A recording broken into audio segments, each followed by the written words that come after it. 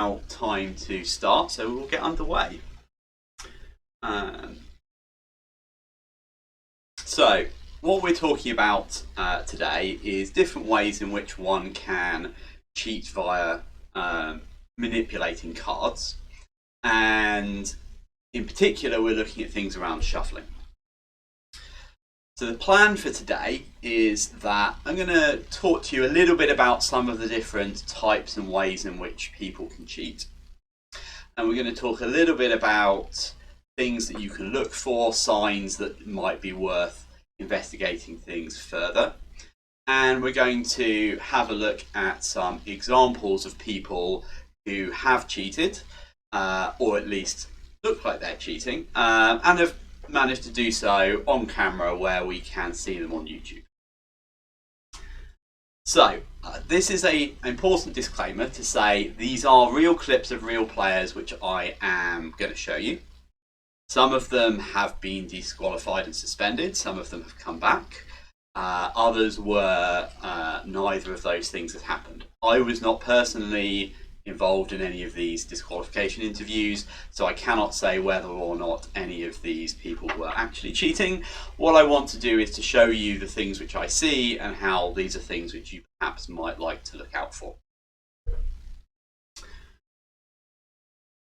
So, first of all, a little bit of theory, and I hope this isn't going to be too dry. My aim is to move on to some of the videos which are going to be hopefully more interesting for everybody.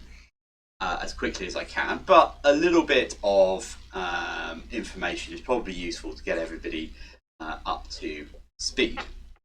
So, first of all, I'm going to talk to you about some basic techniques which people might use in order to build a actual real cheat, but typically what you have is a combination of things. So there are individual basic elements that you can look out for, and typically you'll find that somebody's using a combination of these.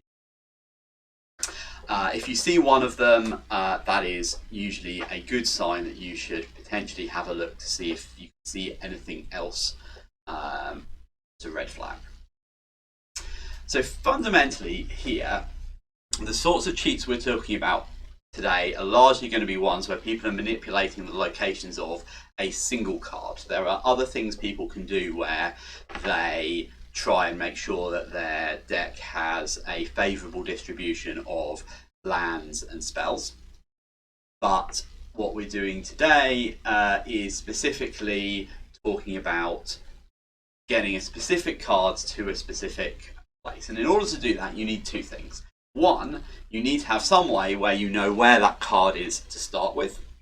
And two, you need some mechanism to get them from that location to the place you want them to end up. So there are a few ways that you can do that. So the first question is how do you find out where these cards are? So one very common way of doing this is by peeking at the deck when you're in a position that you're not normally entitled to look at it. A second one would be some kind of things like mana weaving and stacking before shuffling, and the other one is if you are mid-game then and you have the opportunity to look through your library for some other purpose, that can allow you to know where a card is. And then in terms of getting it to where you might want it to be, then there's a few options. So there are various shuffles you can do which keep cards where you want them to do, and cuts which do the same. And then there are also cuts which will allow you to move a card to a specific location. I will say, please do jump in the chat with any questions that you have. I will try and answer them as we go along. And I will also call out specific times when I would like you to chime in with something that we're seeing. So first, these are the sorts of main things that I wanted to sort of point out to you before we start looking at anything. Is cheat like this, you are usually looking at one of these. Jason has said in the chat, no mention of marked cards. We are actually going to look at a marked cards case later. Yes, so marked cards would be another way to establish the location of a card, is if you have marks on it as well. That would be another option. Right, so I think that's enough dry theory, and I've certainly enough slides with just some text on it.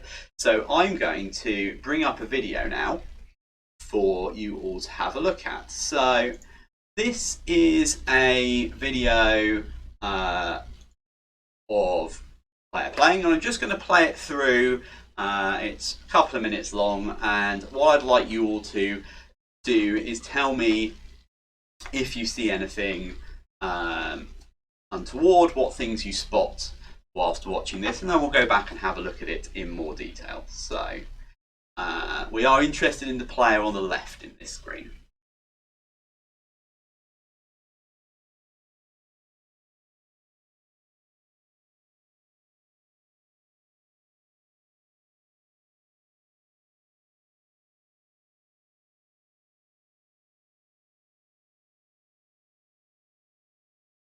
So that was the end of the first clip.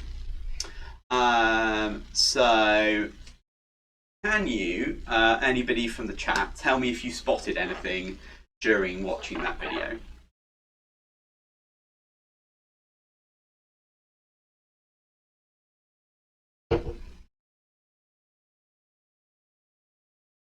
Yep. Yes, Felipe, that's very accurate. The top of the deck wasn't necessarily moved. So let's go back to the start, and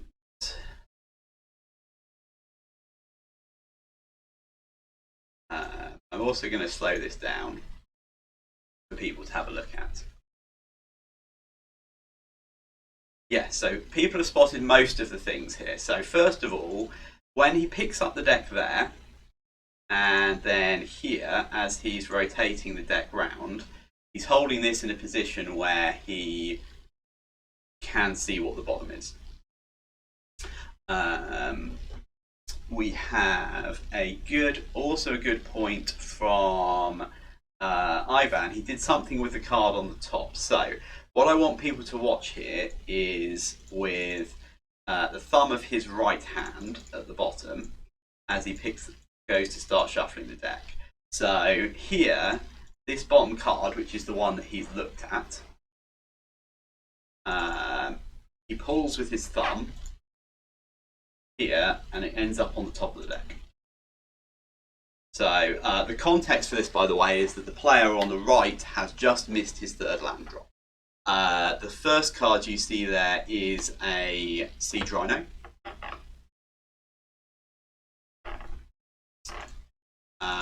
Then again, if you watch as his head looks round here, and you can see the bottom card here again, that card gets shuffled away. That's a land.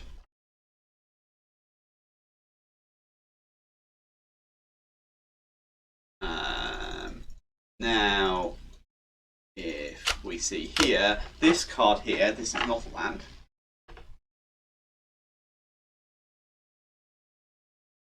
And if I just play that again, we notice here with his thumb, he's doing the scoot again that pulls this card here. There we go. White screen to do it on. It pulls this card here out from underneath it and pulls it to the top of the deck. Then we wait until here, he looks back at the deck and he finds another card which is not a land.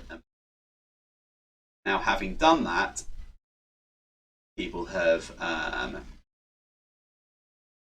noticed that his shuffle here doesn't change the top card of the deck. So those are certainly some excellent points that people have noticed. So coming back to our slides for a minute, this is an example of somebody stacking their opponent's deck. And he used a number of techniques in order to do that. So first of all, he peeked several times at the deck to establish which cards were ones which were favourable or disfavourable.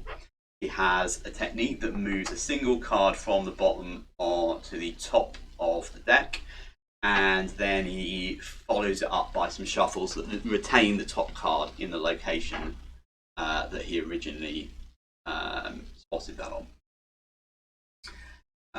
So yes, yeah, Cyril and Isaac. The mash or side shuffling is the normal term for that.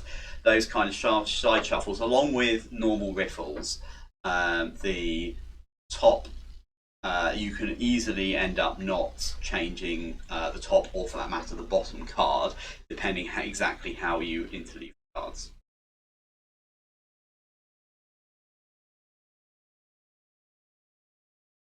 But it is worth saying that riffles and mash shuffles like this are by far the best ways to reorder the to fairly shuffle the deck. It's just there are a couple of edge conditions like this which one needs to take care of when you're shuffling. If done fairly, indeed, absolutely.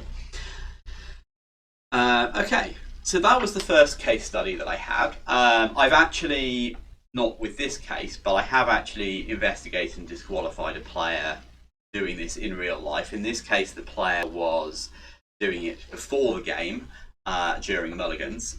So he would force his opponent to mulligan down to a very small number of cards because they would be drawing all lands or no lands, depending which cards he forced onto the top of the deck for them.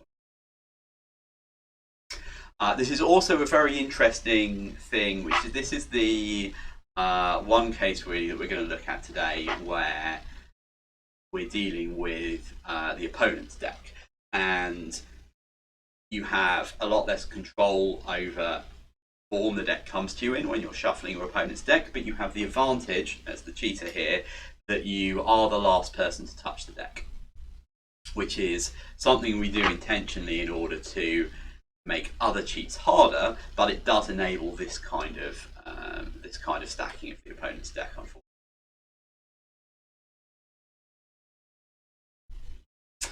So that was the first case study that I had, and people managed to spot quite a lot of the things that were going on there, if only a little bit, and not quite sure what was going on. So let's move on to another case study that I have.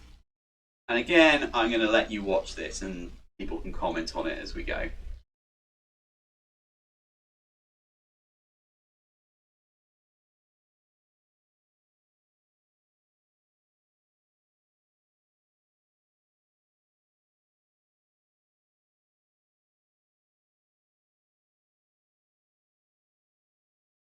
So that was very quick. So I am actually going to run this back and let people watch it again.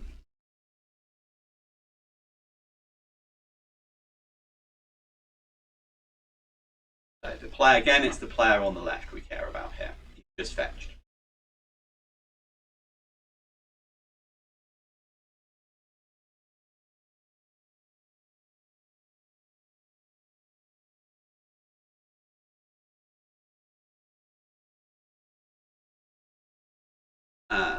So I'm over here. Yes, absolutely. He did indeed move the tropical island to the top, and then doesn't change the top cards. Now, what you see here in this end of this clip is this player being stopped by the judges because he's about to be disqualified and ends up being suspended for 18 months, because this is not the first thing he's done in this tournament. This was just the incident that they caught and have camera evidence for. So I'm going to... thanks, Klaus. Not a judge, but somebody else. So I am going to show you another clip, and then I'm going to come back and talk about this one in a moment, but we're going to move on to the other clip.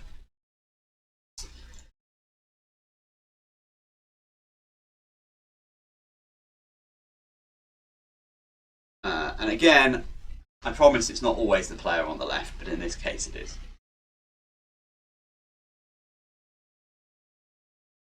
So what's happening here is the opponent is Vendilion cliquing this affinity player, and he is going to take this edge champion.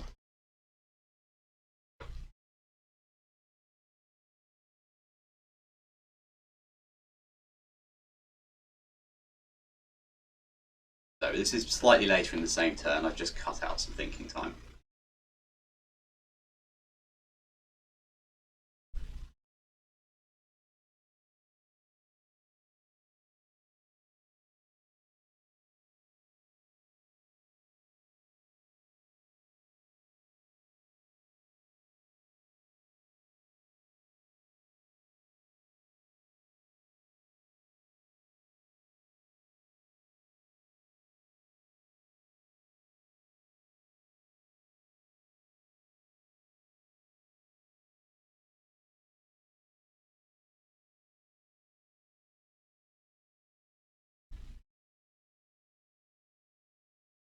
So that previous clip was him resolving a path to exile.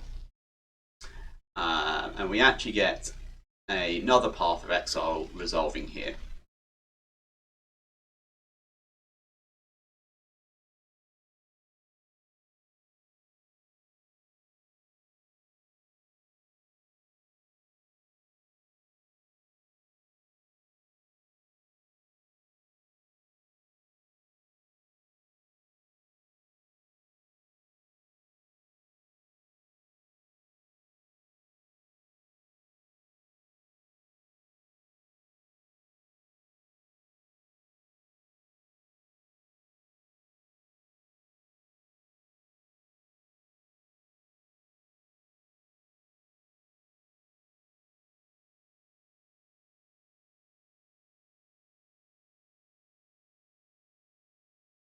So, I'd like some thoughts from people on what sorts of things that there was to see in that clip.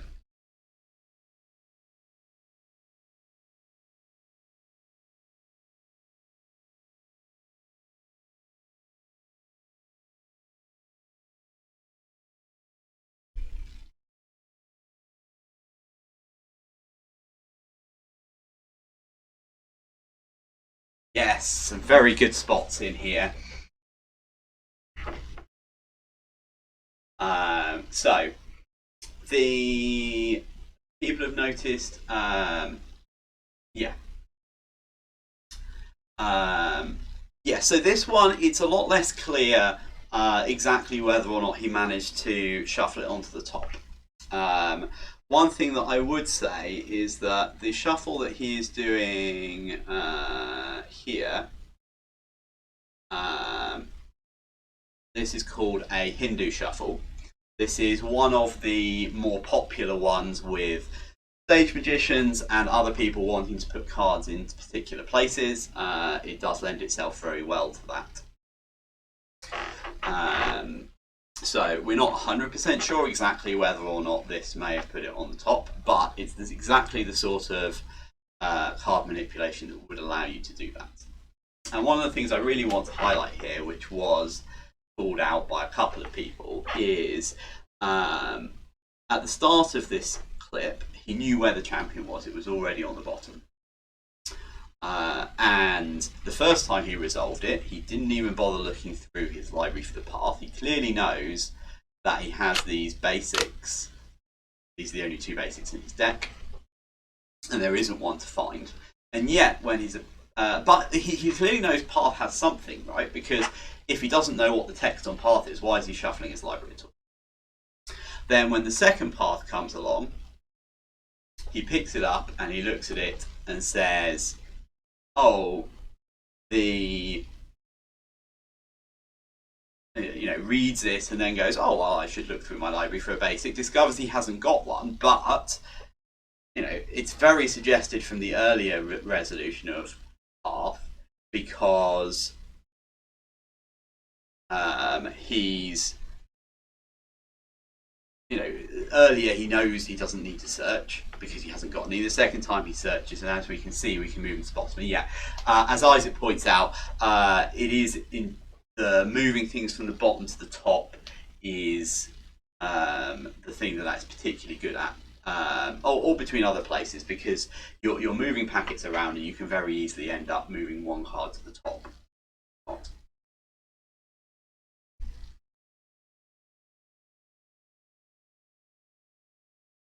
It is, Felipe. Sometimes at different times of the game, it might be better or not to look at your deck. Um, the Any one of these things alone is not 100%. This is, definitely cheating, but it is a combination of these things that make it a lot more likely. And the fact that the time he didn't know he had the champion on the bottom, was the time he chose to look and move it to the top, and the time that he did already know it was there, that's when he didn't, and again did a shuffle like this, which is, very definitely a potential kind of cheat for precisely what he needs to do here.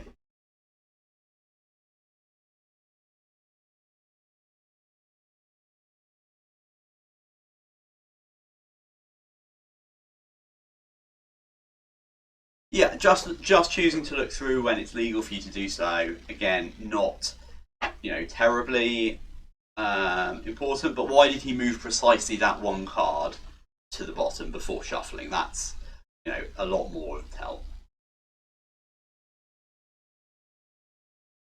So if I just switch back over to slides. So these are both examples of stacking your own deck. This is a case where he has a legitimate reason to look at his deck in both cases, but then repositions the card that actually is the one that they're looking for rather than the one that they were legitimately tutoring for during that. And then the types of shuffles that they did were ones which move them where they want them to be or retain the card in that position. However, in one case, he gets caught, and in the other case, the opponent defends by shuffling his deck. So in this case, there was clearly no advantage gained because the opponent in both the cases we saw there thoroughly shuffled his deck and shuffled away the card that was potentially moved on top. So you have this addition, because you're not the last person to touch your deck in this case, you do have an additional hurdle to try and overcome. And there are, as has already been mentioned, some ways that people can try and do that. We'll get on to in a minute.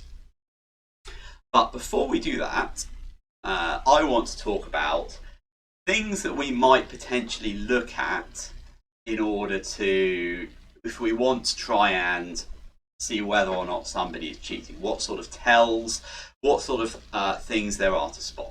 And so I'd like to start this off by asking you all to suggest some things. Let's say I have a player who, somebody has said, I think this player may be cheating in some way. What sort of things can we look out for?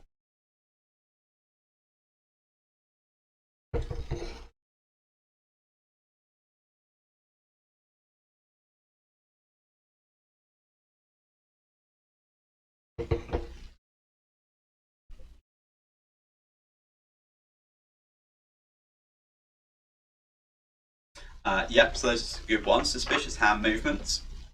Absolutely. What does the game look like? That's a general tip for somebody who is cheating in any way, is are they in a disadvantageous position in the game? I really want to highlight Corian here. Changes in behaviour are a very good way of spotting things. As Ignacio also said. So going back to the one that I was involved in investigating in person, this was somebody who was stacking their opponent's deck. I looked at what they were doing, and initially when I saw them shuffle their opponent's deck, they looked like somebody who is, not very confident in handling cards. They were, labouring over it. They were having to concentrate and look at it, and I was like, there are people who are, not very good at shuffling. That's okay. But then I watched for a while longer, and I saw him shuffle his own deck. And when he was shuffling his own deck, he was looking straight at his opponent. He was confidently shuffling it. There was no, messing about with the cards, and he clearly was somebody who was very competent with it. And that was a very suspicious difference. If you can shuffle your own cards like that, You know, why is it so difficult for you to shuffle your opponent's cards? Yeah, misdirection attempt, same as Isaac said, with body language, get the opponent trying not to cut the deck. Those are, you know, obviously definitely things. Felipe, yes, you know, if you're going to be around as a judge, that might cause them to decide that perhaps this is not the most ideal game to cheat. Given that all of these people that I'm showing you were cheating whilst live on video camera being broadcast to the internet, in these kinds of cases, you know, people do cheat even when perhaps they shouldn't. But picking where you stand so that you're out of their line of vision whilst you're watching, which can make it more difficult to see see what they're doing. But also changing out judge uniforms or getting somebody they might not recognise as a judge is definitely a very good thing to do when you're trying to observe people, because otherwise they may change their behaviour.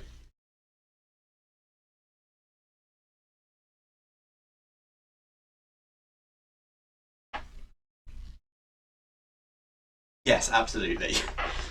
Right, so I have a few suggestions that we should look out for here. So we talked earlier about side shuffles not always changing the top card of the deck. One thing to do which makes it easier to do this is if you either take very uneven top and bottom halves of the deck, because then it's, you know, if you happens to get a small number off the bottom, it's not surprising that it goes into the middle and doesn't change the top. Or if they do, making sure the overlaps are not very even, so that you're only actually shuffling together a small middle piece. So that's one thing to look for. A very important thing to do is to get used to being able to follow the top and bottom cards. When you're watching people shuffle, it can be, you know, very overwhelming to see different things which are going on, because there's a lot going on. So concentrating on a specific thing and watching that at one time can really help to focus on it. It may seem very difficult to track, you know, that top or bottom card if you're just watching, but you know, with some practice, actually concentrating so that's what you can see is actually relatively easy, particularly if it doesn't move. If it starts moving around, then, you know, they're probably not just leaving it there, so they're probably okay. But specifically focusing on those cards, because they're by far the easiest cards to manipulate. Cards elsewhere in the deck require a lot more skill and more difficult movements, but manipulating the top and bottom, or one off the top and bottom, is a lot easier to do. So those are specific ones to look out for. And in the ones we were looking at here, all of these were cheats where they were putting a card on the top. Is also the most important place for a card to be. As with, as again been mentioned, does their technique vary? People shouldn't do this if they're really trying to cheat well, because it's a thing for us to look for. But they do. In places they want to cheat, they will change how they will do their whatever their cheat is and change how they shuffle. Whereas on the other occasions when they're not trying to cheat, they'll just do whatever they would normally do. So this is, you know, a good thing to look out for. I will say, not just there are reasons you might shuffle your deck differently to your opponent's deck if you want to be more careful with their cards. So, you know, it's not 100%. You know, if it's different, it's bad, but it's another thing to look out for.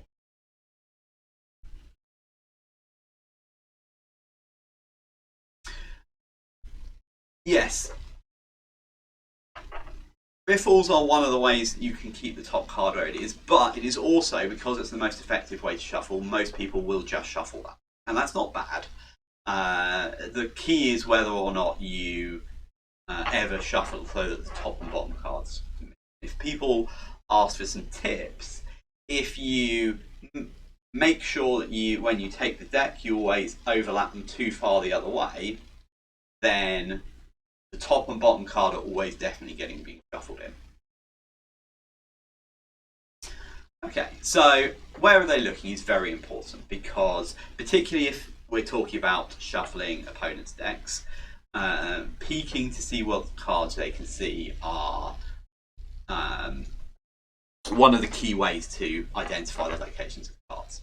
So there are people who do this very well, who will hold the deck bottom facing one way, off to one side, and they will very obviously look in the other direction. Other people won't, and that's that's normal. But look at people's eyes the same way that you would be when you're watching them draft.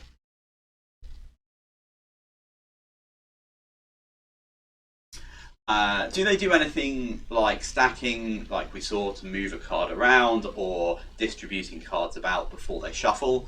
Again, this is something people will do superstitiously, but so it's not something by itself. But again, we need that for them to cheat. They need to put it in a known location. So, is that something that's going on? Two-handed cuts. So, two-handed cuts are something which can be suspicious, because a lot of the techniques you use to manipulate cards require two hands. So if they all finish off with a single cut with a single hand, then they're very unlikely to be able to keep the top card where it is. There are a number of things you can do which look like they cut the deck, but actually don't. Typically, a lot of those use two hands. And the Hindu shuffle, which is sort of a lot of little cuts, which we saw earlier, is one of those things which I will generally, if I see people doing that, I'll say, look, I don't think you're cheating, but this particular way of shuffling, even if it looks cool, is something that people may consider suspicious, because it is a lot easier to cheat with things like that.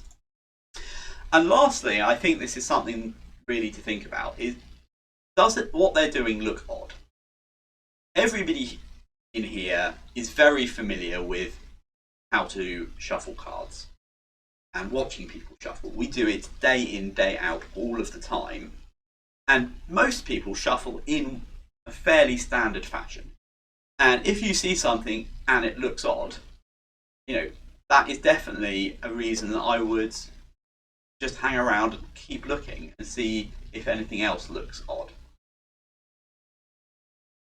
That's true, Harry. At the moment, we're not getting to see people shuffle much right now, but hopefully we will, in not the too distant future, get to do that again. But this is a thing which I think is, you can't DQ someone for shuffling oddly, but you can absolutely look a bit more in order to, if you see that.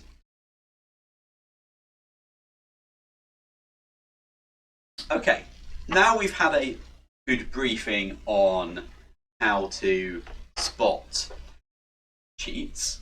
I'm going to go back and show us some more video now. So in this case, I'm going to show you, we just get to the end of this one. Okay, I'm going to show you every single time during a match that the player on the right on this screen is going to shuffle their library. Okay, we just have a question before I move into that.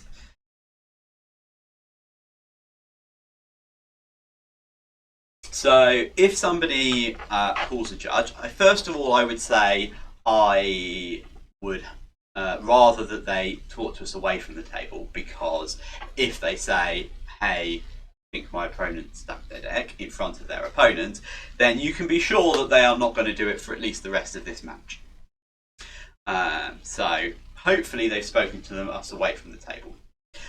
If you can, then I would recommend trying to let them continue and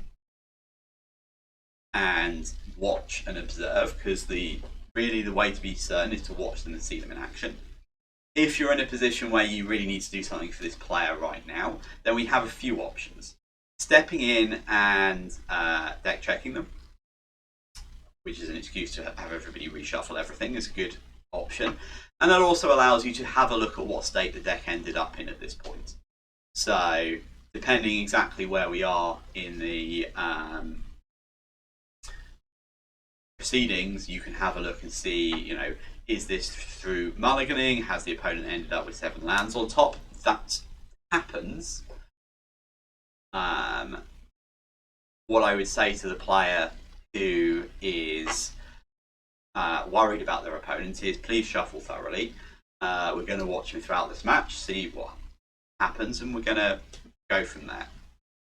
If they've called us to the table, the opponent knows something's up, then, you know, probably the best we can do is just, you know, ask the players to, you know, shuffle again, talk to them about good ways to shuffle, make sure that everything is, you know, in order. Probably sit at the match, make sure everybody's comfortable. You know, do have a look at what's going on.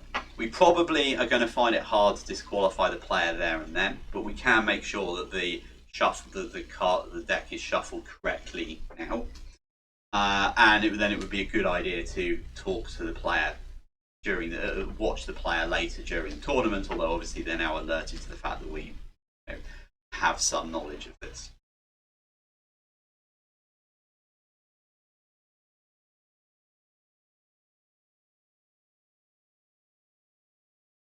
Yeah. Okay. So I'm going to move on to watching this next video. As I said, so this is every time the player on the right shuffles during the match, and I would like to know what people think about the various times that he shuffles.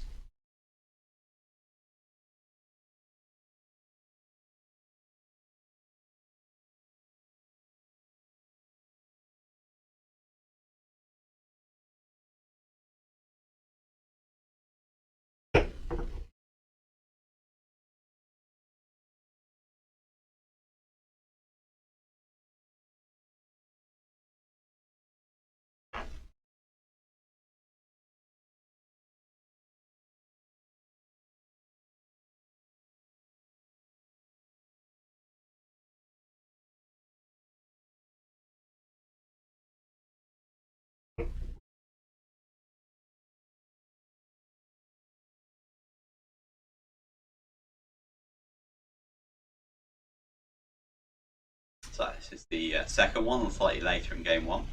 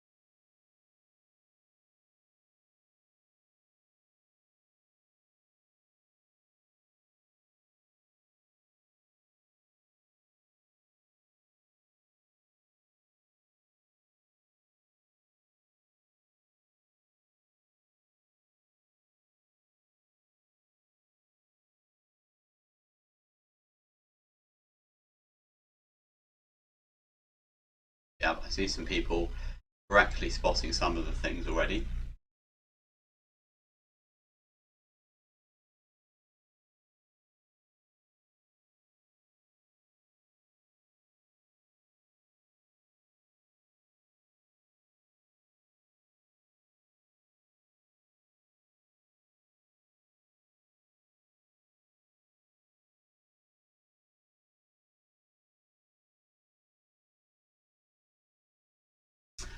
So now we've got into game two. He lost game 1, by the way.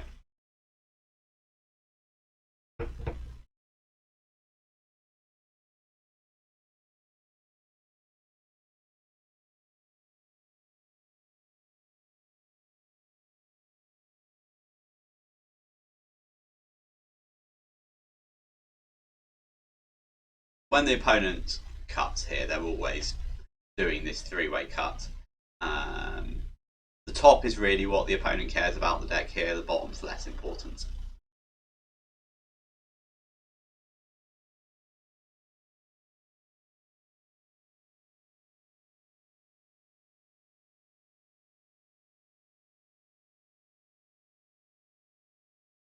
It's better than 1 copy of Lily, 2 copies of Lily.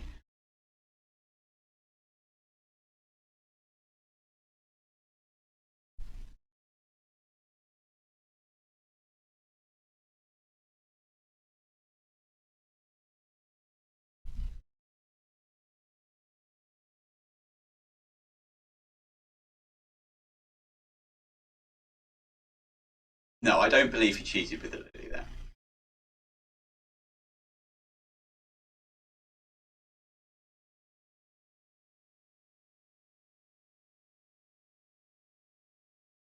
So he won game 2, so now we're into game 3.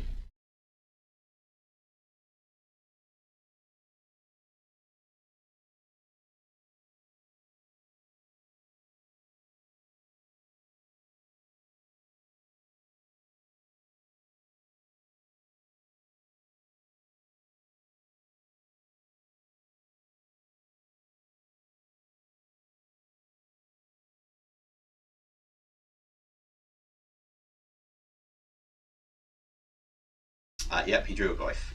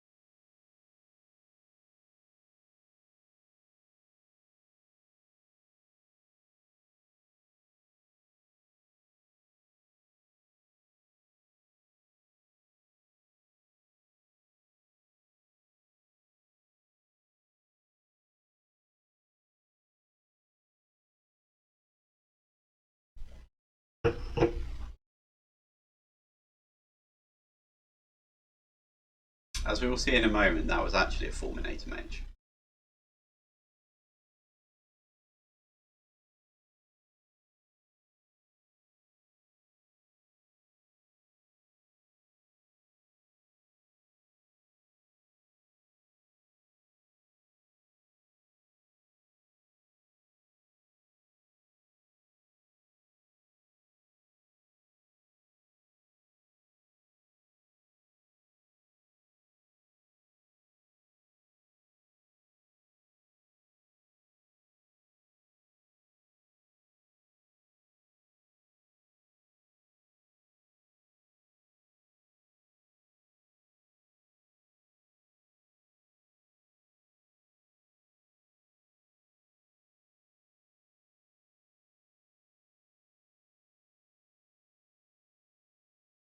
Here it's the opponent who gives him the opportunity to shuffle.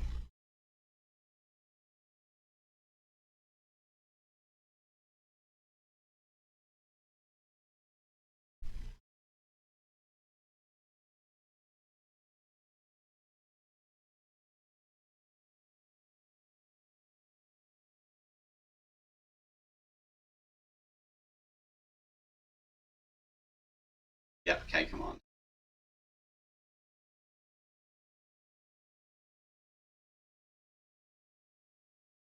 So, I think we spotted quite a lot of these things that were going on here. So, we just come back here, given that there were lots of good spots of this. The things I particularly want to highlight here are, one, as people spotted early on here, when he shuffles, then one of the good ones. Early on when he shuffles, he presents right in the middle, and in fact on the first one he actually reminds his opponent to cut. Then when we get to here, then we have a combination of a few things going on here. So the first one is, you notice he pulls a Tasigur to the front.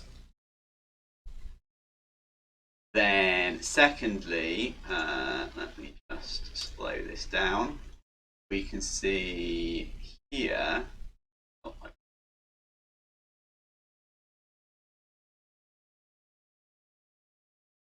we get the same thumb scoot that we saw in the first one, but it is way off to the right. But you can just see here, he uses his thumb to pull down that card there, which is a Tasigur, as you can see, and then pull it up onto the front of the deck.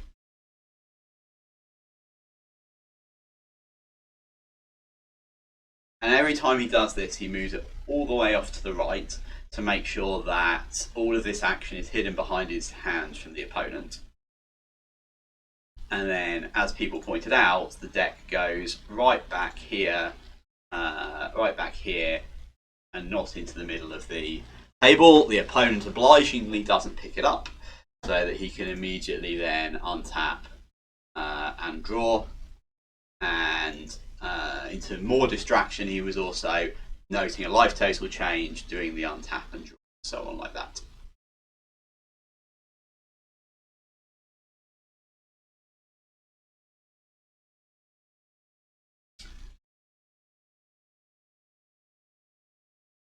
I mean, that's a very interesting question. Like, you know, what causes people not to think they're on camera? I think there are a few reasons for that. The you know, if you're just in the zone, you can easily forget that you're on camera. Particularly, this was a store event, so there probably wasn't the normal paraphernalia, just the camera above. And then there are other people for whom, you know, they just assume they're so good at it that no one can catch them.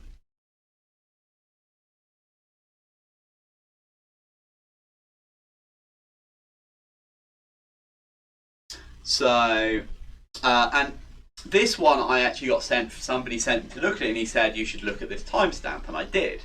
And I noticed that he put the deck back over by his graveyard, and I thought I would like to see how he normally shuffles.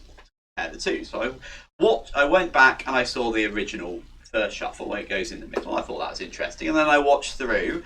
And my reply to the person who sent this was, yes, I think there is something shady going on at this timestamp.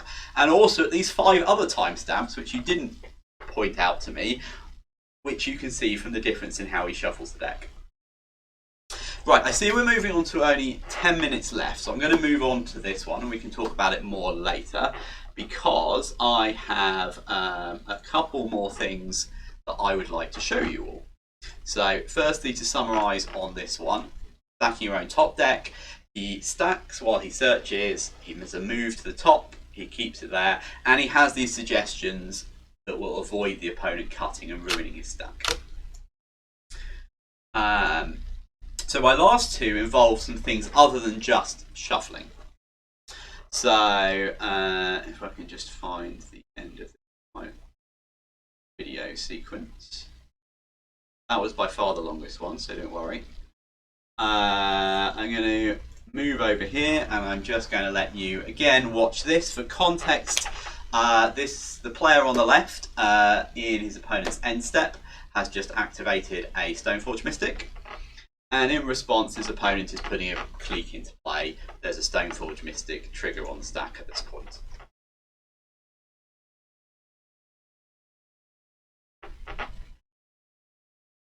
Obviously his opponent's disappointed because there are 2 pieces of equipment in his hand, so he's not going to get both of them.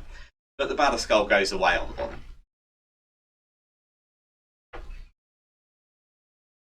And when we get the draw for the Clique, he remembers he still has a Stoneforge Mystic trigger on stack, and so gets to put his other piece of equipment.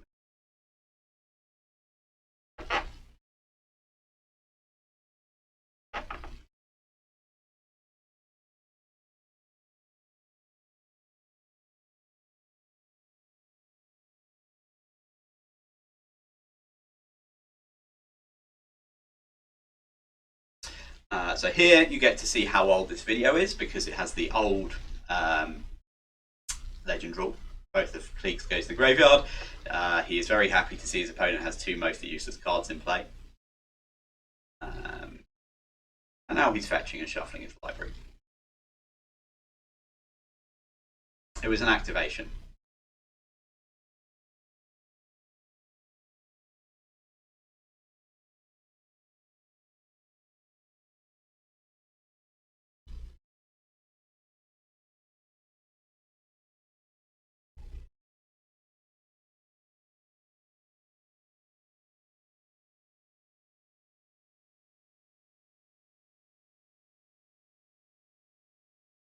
And oh look, how lucky. He drew up Batterskull again. I will fix that in a minute. Just managed to switch to the wrong video. Right, so yes, people have very obviously seen what was going on, and from this angle it's very obvious. However, it's much less obvious from the point of view of the opponent.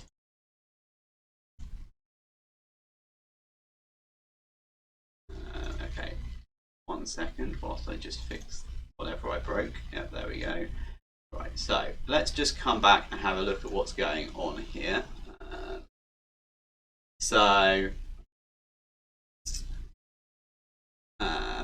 As people correctly noticed, when he picks up his library here, then this Batterskull gets left on the table. And at this point here, the opponent has the opportunity to say, hey, you missed that card. But this is actually quite safe for the player at this point, because if it gets pointed out, he's like, oh, I didn't notice, it's a white tablecloth, a white card, I picked up the deck, I was looking at it. So actually at this point, the player is actually quite safe. Then, watch where we get to at the point that he does something else. So he presents to his opponent, and actually I think here, by the way, this is a mistake from the player. He's potentially drawing attention to this card by touching it. So now, think about if you're this player on the right, and think about where everything is when he actually executes this. So here, the player who is holding the deck and his hand in front of the position where he's moving that card into his hand. So this point here, which is the point at which it stops being plausibly deniable, at this point, the opponent cannot see what's going on. And this is a good use of, partly distraction and misdirection, is blocking his opponent's view when he does this. Now, do I think there's an innocent explanation for this? You could potentially come up with some, but I think the fact that he touched it twice in the time between looking and putting the deck back is the thing that really highlights the fact that he knew what was going on here. Because if he noticed it then, and then waited until this point, or even if he thought it was part of his hand that had just got split up, the fact that he waits till exactly the point his opponent can't see it before he moves it away, this is what makes it really suspicious.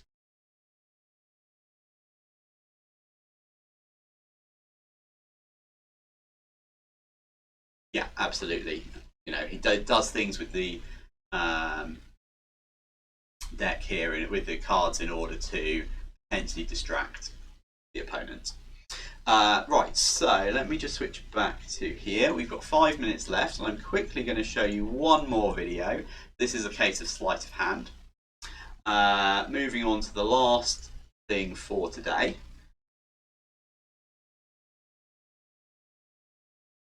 So this is somebody which everybody will probably be, at least somewhat familiar with. This is obviously a well-known case. But what I want you to look at is the deck on the left, the one in the black sleeves, and I'm going to show 2 games worth of shuffling here.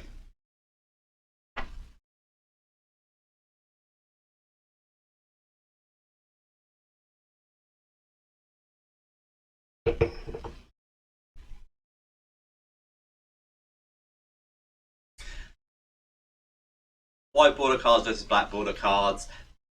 Lots of people, myself included, if we have jewels, they're white bordered because they're cheaper. And if you're going to have white bordered jewels, matching it so that all of your land base is white bordered is definitely some nice thing.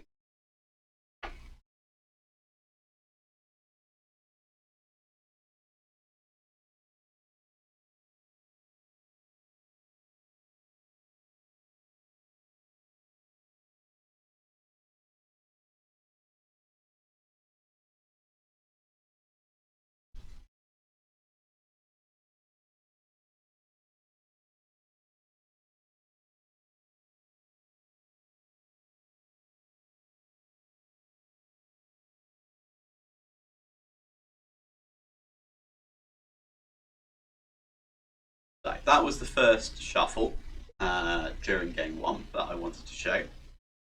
And people can tell me if they've spotted anything that's of note so far.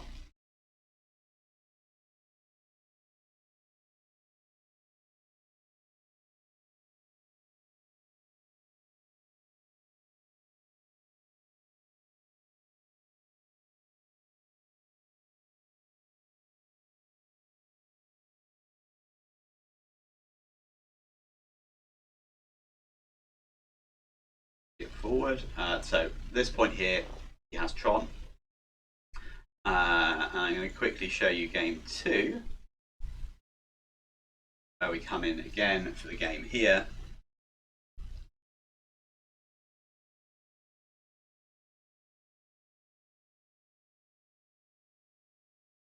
And the important thing I want to note here is how this deck is positioned in this case. So here he's got 1 Tron piece, he's got 2 Tron pieces, and now he finds the 3rd Tron piece.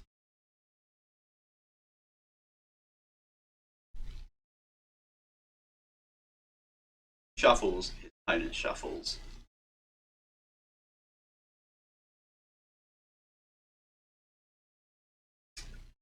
And then he has the opportunity to reseat the deck here. And now we see this.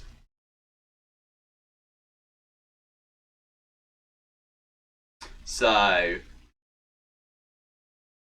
the marks that were discovered in this deck, this is a case of mark cards, were bent up or otherwise damaged corners on the cards. And the interesting thing here, which we saw in game 1 and game 2, is that here the player very carefully and deliberately puts the deck square on.